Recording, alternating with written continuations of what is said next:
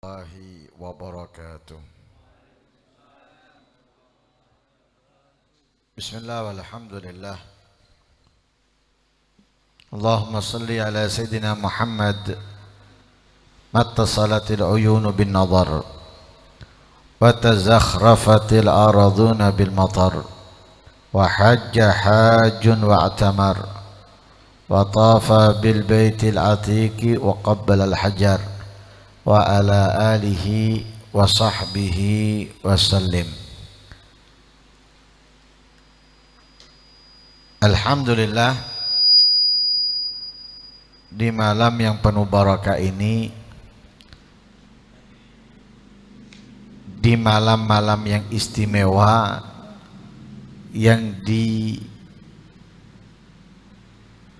oleh Allah Subhanahu wa taala bersumpah di dalam ayat Al-Qur'an menurut sebagian ahli tafsir, yaitu walayalin ashr, demi 10 malam pertama bulan Dzul Hijjah. Semoga dengan kemuliaan acara, kemuliaan waktu dan malam yang istimewa, Allah Subhanahu wa taala muliakan kehidupan kita dengan kebaikan ketaatan, dan Allah muliakan kehidupan barzakh kita dengan diluaskan kuburan kita, diberi cahaya oleh Allah Subhanahu wa taala, dan di akhirat dikumpulkan oleh Allah bersama Nabi Muhammad sallallahu alaihi wasallam. Amin Allahumma. Hadirin wa hadirat yang dimuliakan Allah Subhanahu wa taala. Manusia itu atau hamba-hamba Allah memiliki beberapa musuh. Yang pertama setan, yang kedua nafsu, dan yang ketiga dunia. Setan, nafsu, dan dunia.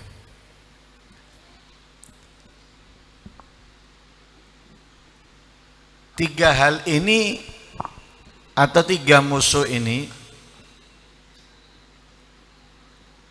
menjatuhkan kita ke neraka Allah, menjauhkan kita dari surganya, membuat kita lalai dari Allah, menjauh dari Allah, senang dengan kemaksiatan atau segala perkara yang dibenci oleh Allah Subhanahu wa taala.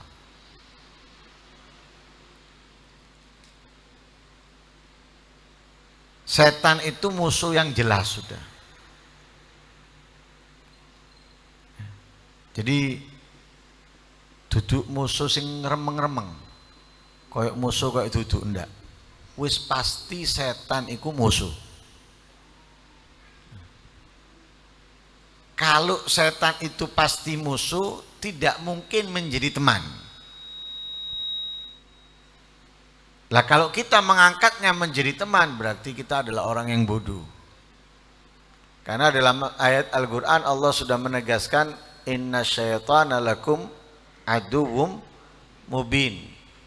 Dalam ayat yang lain yang Allah sampaikan kepada Nabi Adam dan Sayyidatuna Hawa, inna syaitana lakuma aduwwum mubin.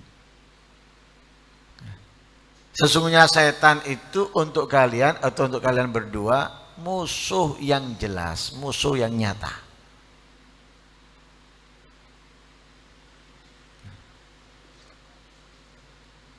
Lah namanya musuh, ya sudah pasti ingin mencelakakan kita, ingin menghancurkan kita.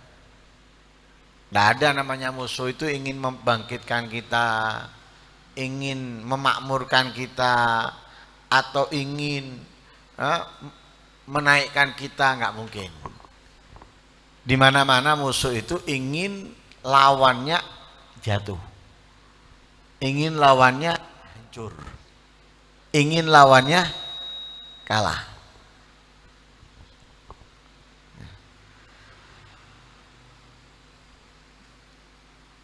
Karena itu jangan dijadikan teman. Musuh jangan dijadikan teman. Kalau kita jadikan teman, maka ia akan lebih tahu kelemahan kita, kekurangan kita. Sehingga lebih mudah bagi dia untuk mengalahkan kita.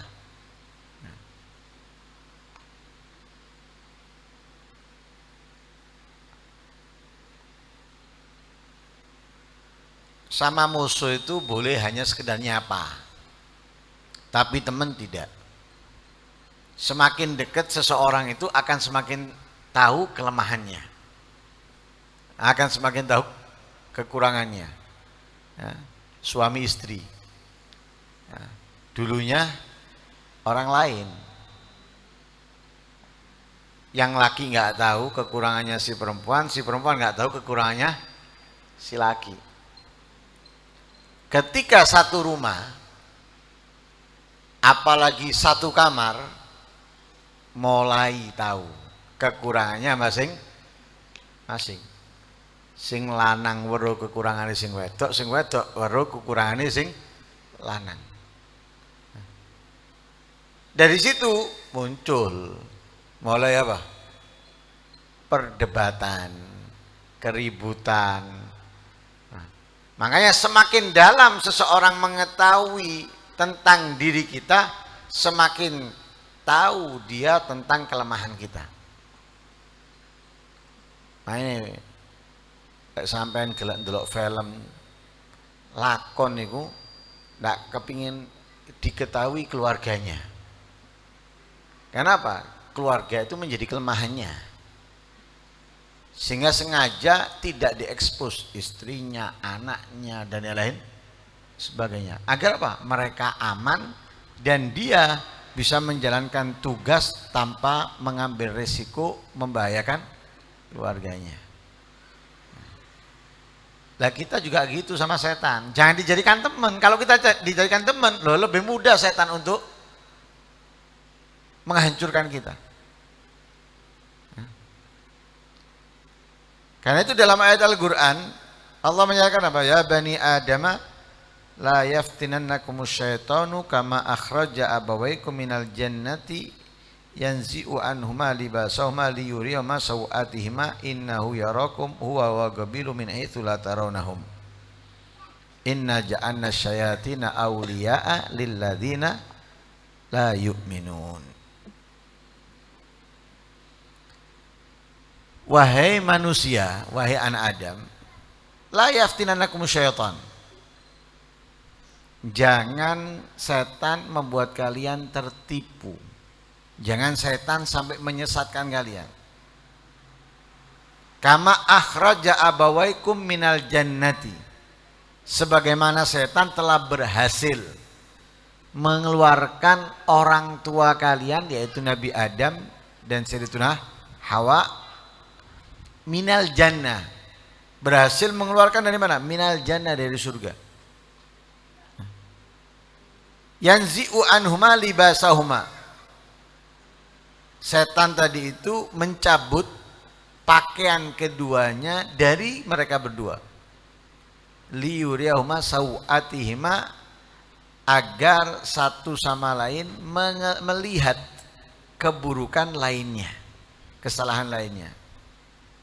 Innahu yarakum huwa wa qabiluhu min haitsu la tarawnahum. Setan melihat kita. Begitu juga balai tantaranya setan melihat kita, mengetahui kita. Sedangkan kita tidak mengetahui min haitsu la tarawnahum. Kita enggak bisa melihat setan. Setan bisa melihat kita. Kita enggak bisa melihat. Inna ja'anna syayatina awliya'a lilladzina la yu'minun. Setan itu akan dijadikan kawan, teman bagi mereka orang-orang yang tidak beriman.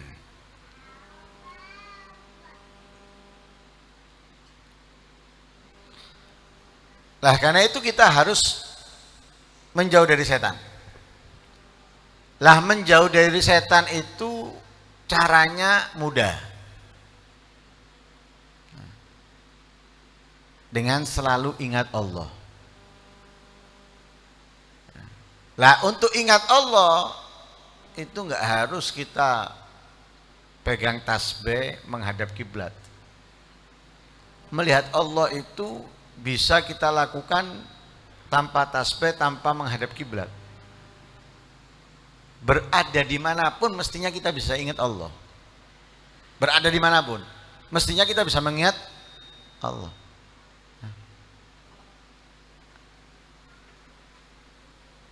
Kita berada di pasar mestinya bisa ingat Allah. Kenapa? Jual apa kita? Misalnya jual sayur, ya, lombok, tomat, apa meneng, yes, semacam-macamnya. Nah, mestinya apa? Ketika dia jual, ini dia bisa ingat Allah. Kenapa? Ini tidak tumbuh kecuali Allah yang menumbuhkan.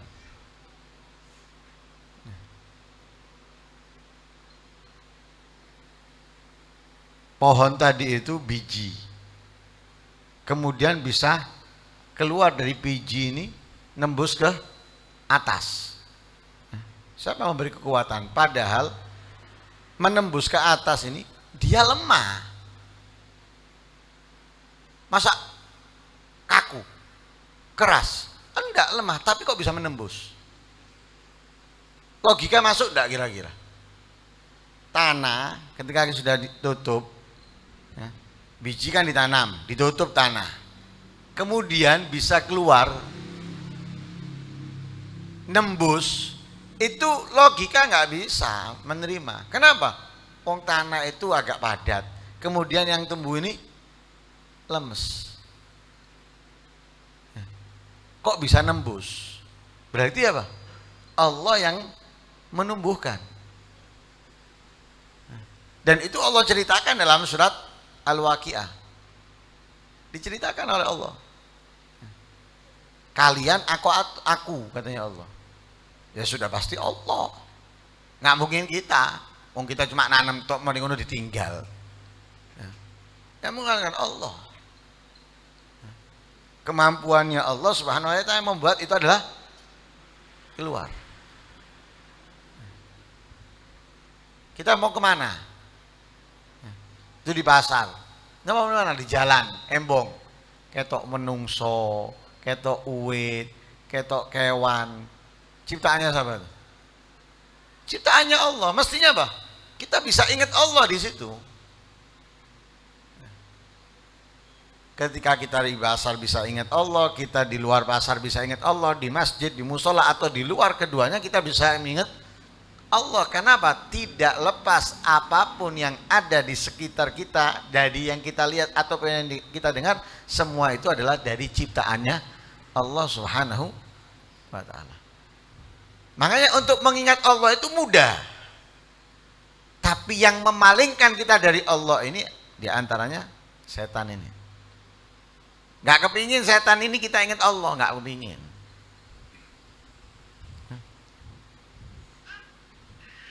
Makanya orang yang lupa daripada ingat Allah,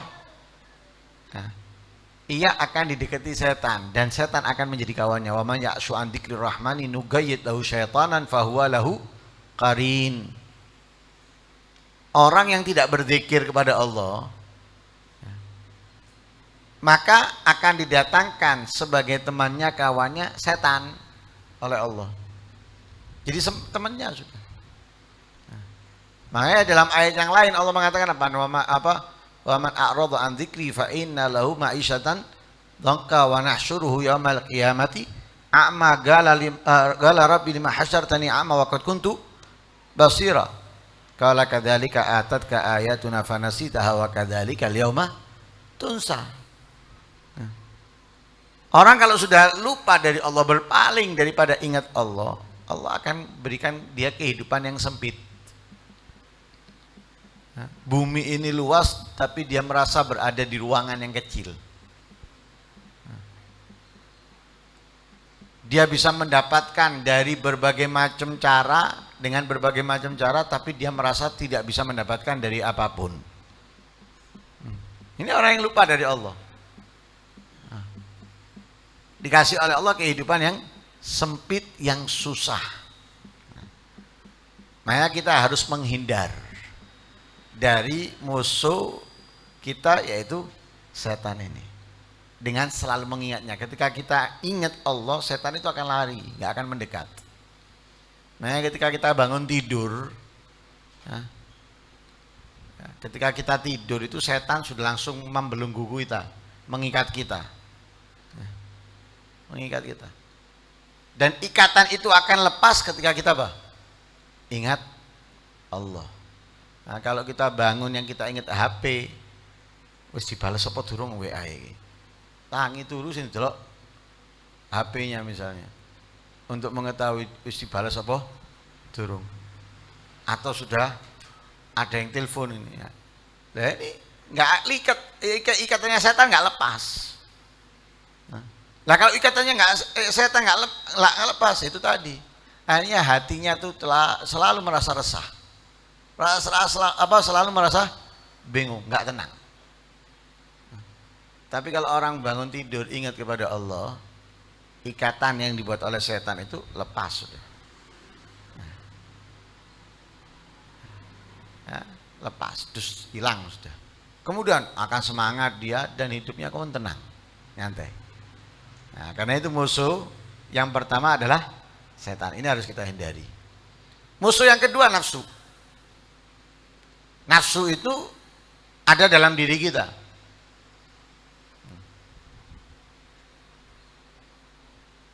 Dan ini berat. Seperti orang yang mau menyakiti dirinya sendiri. Seakan-akan seperti itu. Berat. Makanya dikatakan oleh Rasulullah itu jihadul akbar. Jihad yang besar yaitu melawan hawa nafsu. Berat. Karena yang kita mau hindari itu sesuatu yang disenangi oleh nafsu. Yang mau kita jauhi itu sesuatu yang disenangi oleh nafsu. Ada orang senang jeruk. Ya. Nafsunya ketika ngeliat jeruk ini kepingin apa? Makan. Cukup satu. Tidak cukup. Nafsunya kepingin. Jika meneh. Terus nafsunya ini nggak berhenti. Jadi di dalam diri kita tuh dikelitiki ambil nafsu. Jiki omeneng, jiki omeneng, jiki omeneng, jiki omeneng terus itu. Lah masalahnya yang kita nggak mau, yang kita lawan itu menghalangi keinginannya nafsu. Lah itu sesuatu yang diingini nafsu berat, susah. Lah kalau orang berhasil melawan hawa nafsunya, mengontrol hawa nafsunya, mengendalikan hawa nafsunya, wah itu orang yang hebat. Makanya sampai dimasukkan oleh Rasul Shallallahu Alaihi Wasallam di dalam 7 golongan orang yang bakal mendapatkan pertolongannya Allah di hari kiamat yang tidak ada pertolongan kecuali dari pertolongannya. Apa? Seorang pemuda ketemu seorang perempuan. Pemuda ketemu pemudi, nggak pakai ngerayu yang muda, yang laki nggak pakai ngerayu, nggak pakai gombal, nggak pakai modal, yang perempuan nawarkan langsung. Nafsunya ya gimana? Nafsu dia apa? Gas, kan nggak pakai susah payah. Biasanya susah payah ngerayu dulu, gombal dulu, modal dhisik kadang, nukokno iki, nukokno iku dan lain sebagainya. Duit metu akeh. Kadang ya sia-sia. Tapi ini sudah nggak pakai ngerayu, nggak pakai korban apapun. Yang perempuan tahu-taunya menawarkan dirinya segala, komplit menawarkan dari atas sampai bawah sudah. Tapi pemuda tadi itu karena berhasil melawan hawa nafsunya, jawabannya dia apa? Enggak, aku takut sama Allah.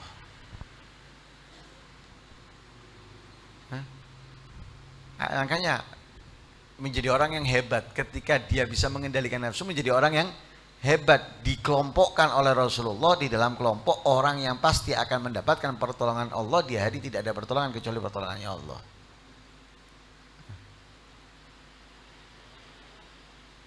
Bukan nggak mau loh, siapa nggak mau? Ibarat kucing ada ikan, nggak mungkin kucingnya mikir. Tapi kalau kita bukan kucing, ya mestinya mikir. Mikir apa? Resikonya. Mikir resikonya. Nggak ada nama laki kecuali nggak normal ya, beda. Ini bahas yang normal loh. Nggak bahas yang nggak normal. Kalau yang nggak normal, ya biasa. Ya, nggak normal itu yang seperti suka sesama jenis, nggak biasa itu. Ini jadi nggak normal. Tapi yang normal nggak ada ketertarikan, keinginan itu nggak mungkin. Dan itu pernah terjadi di zaman sahabat atau tabi'in. Dia sudah sangat tertarik dengan perempuan itu. Sangat tertarik sudah. Wis ngebet, kebelet ambil wedok iki wis. Sampai punya kesempatan. Ketika hujan dia berada di warungnya si perempuan tersebut. Gak ada orang. Misalnya dia mau berbuat aman sudah. Teriak gak mungkin orang sing krungu. Karena rumahnya orang dulu kan gak dempet seperti sekarang. Juga dulu itu antar rumah jauh-jauh. Tapi keinginannya tadi itu sebelum dia melakukan diuji dulu. Diuji dengan apa? Bakar api semacam lilin. Itu tangannya ditaruh atasnya.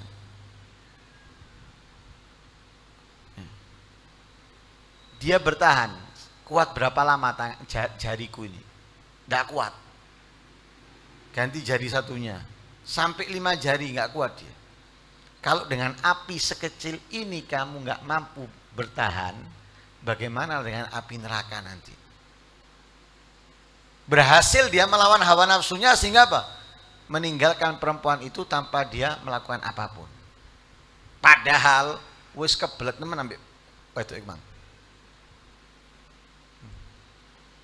Ada juga cerita seorang pemuda yang sudah tertarik dengan perempuan. Dia sudah berkorban begitu besar untuk perempuan tersebut sampai perempuan itu sudah oke. Yang tadinya nggak mau, sampai oke. Ketika sudah oke si perempuan itu, dia sudah mau melakukan apa yang dia mau, dia tinggalkan perempuan itu. Sehingga ketika dia berhasil melawan nafsunya ini, masuk di dalam gua, tertutup pintu gua dengan batu besar. Dia tawasul kepada Allah dengan perbuatannya tadi itu. Dengan perbuatan dia sudah bisa melakukan apa yang dia mau lakukan dengan perempuan tadi itu. Nah, tapi dia tinggalkan, dia berharap itu karena Allah. Nah, untuk apa? Batu ini terbuka. Subhanallah. Terbuka batu itu. Bisa dijadikan apa? Bahan untuk tawasul kepada Allah. Kenapa? Berhasil melawan nafsunya. Makanya nafsu ini nggak bisa dituruti. Keinginan yang dalam diri kita ini jangan dituruti. Lawan, tentang. Dan sering kita sampaikan bagaimana di dalam Burda disebutkan apa? Wa khalifin nafsa wa syaitana wa'sihima wa in huma mahadhaka nusha fattahimi.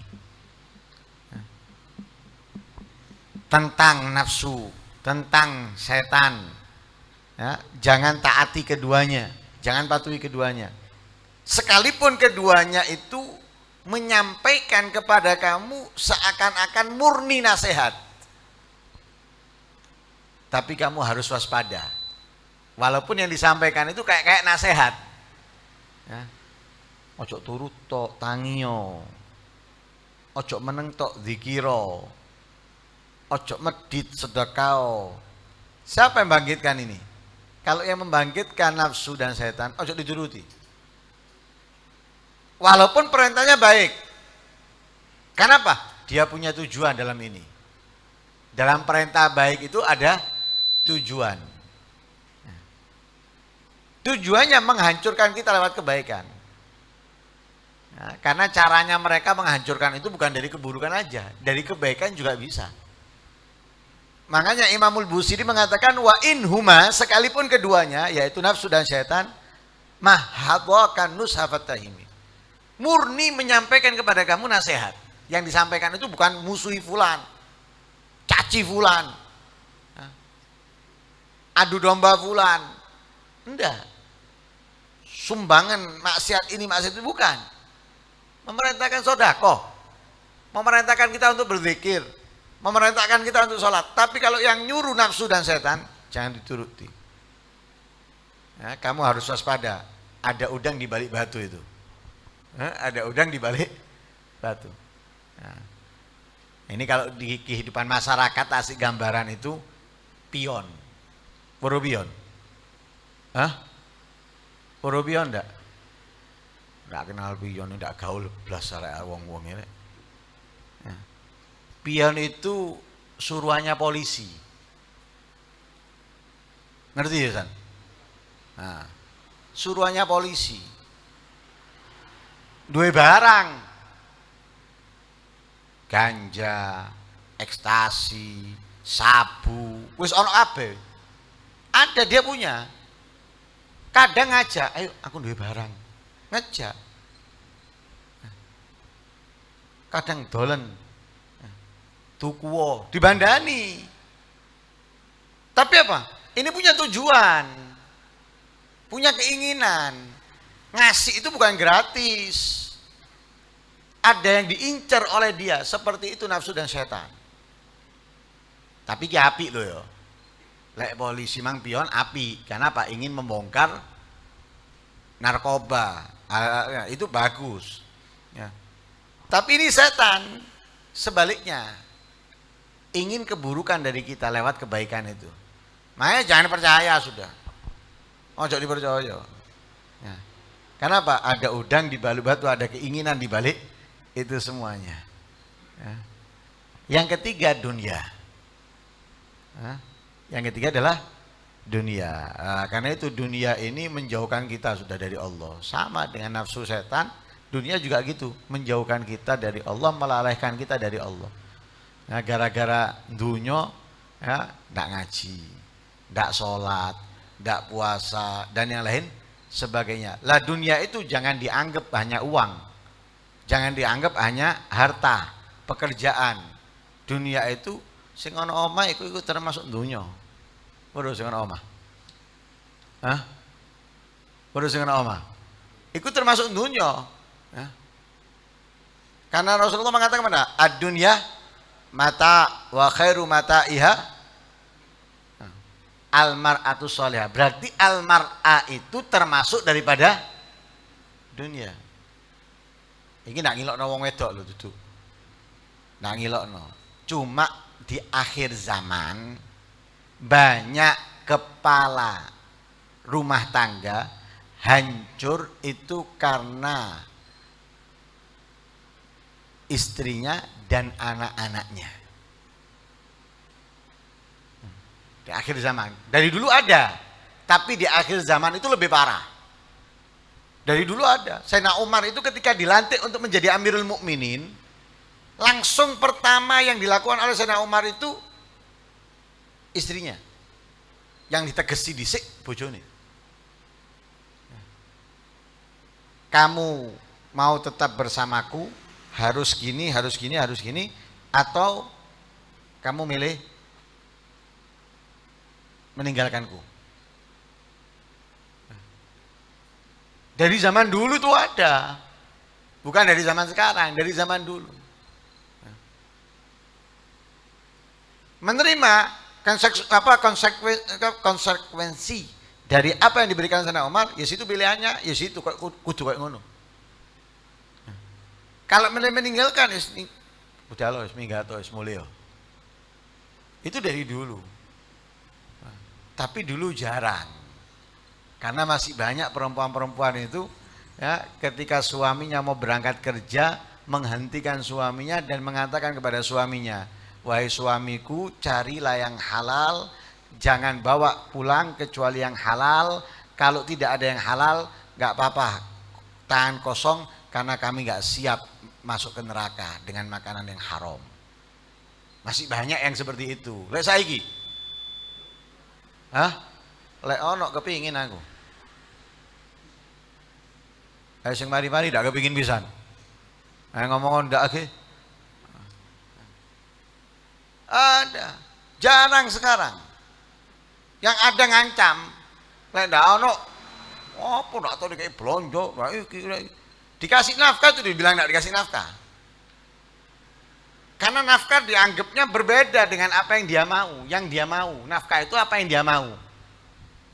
Jadi lek kepingin oma ndak ditukokno oma berarti ndak ngei nafkah. Kepingin perhiasan gelang emas ndak ditukokno berarti ndak ngei nafkah. Jadi nafkah itu sesuai yang dia mau. Begitu juga anak. Makanya Allah mengatakan apa? Innama amwalukum wa auladukum. Allah menyatakan harta dan anak kalian. Apa yang dikatakan oleh Allah? Fitnah. Fitnah. Dalam ayat lain, la tulhikum amwalukum wala auladukum an dzikrillah. Karena itu dunia ini musuh. Bukan hanya musuh kepada hamba biasa, walinya Allah, dunia itu musuhnya. Jadi dunia itu musuhnya Allah, musuhnya para aulia, musuhnya para hamba-hamba Allah. Lah tiga ini musuh yang nyata sudah. Nah, kita harus hindari, jangan berteman dengan musuh-musuh ini, karena akan membuat kita celaka dan akan membuat kita sedih. Ya, baik itu di dunia, di barzah dan di akhirat. Semoga Allah Subhanahu wa taala menyelamatkan kita daripada musuh-musuh ini dan menjadikan kita orang-orang yang terbebas daripada musuh-musuh, ya, baik itu setan, nafsu dan dunia. Amin Allahumma amin. Wassallallahu alaihi wasallam Muhammadin wa ala alihi wasallam. Alhamdulillahirabbil alamin.